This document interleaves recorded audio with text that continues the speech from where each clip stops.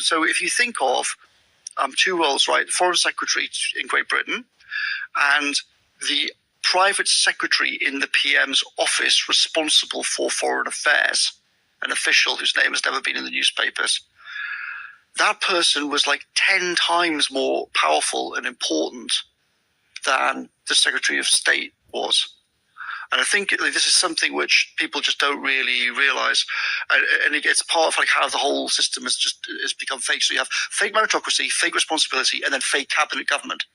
So they all walk up Downing Street, the cameras whir, they pose, they smile, ha ha, I'm going into the most powerful meeting, aren't I great? But it's all nonsense. The cabinet is just a kind of stage theatre. And actually officials in the cabinet office have already decided it all. When you sit in Whitehall now, right, in meetings, they are literally scripted. So when the Prime Minister has a meeting with ministers, what happens is that before the Prime Minister has that meeting, officials go into the Prime Minister's study and they give him a folder. And in the folder at the front is a thing called Chairman's Notes. And that's the script, and that's what the Prime Minister reads out. And the conclusions for the meeting are in the Chairman's Notes, drafted before the meeting happens, right? So the Prime Minister says, hello, Secretary of State, blah, blah, blah, and all these officials sit around the sides on chairs around the edge of the room. And then the MP, the Secretaries of State, all look down at their folders because they've all got their scripts, right?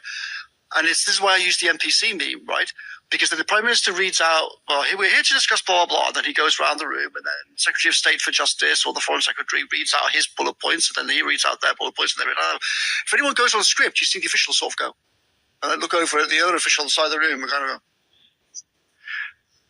that means we'll come back to that after the meeting and make sure that that doesn't happen. And then at the end, for a fascinating, great discussion, thank you so much for your wonderful, insightful, original contributions. And then he reads out the conclusions which are all drafted in advance. And it sounds like a parody, but it is literally how the British state functions. And the MPs are happy with that, right? Well, how does the psychology of it work?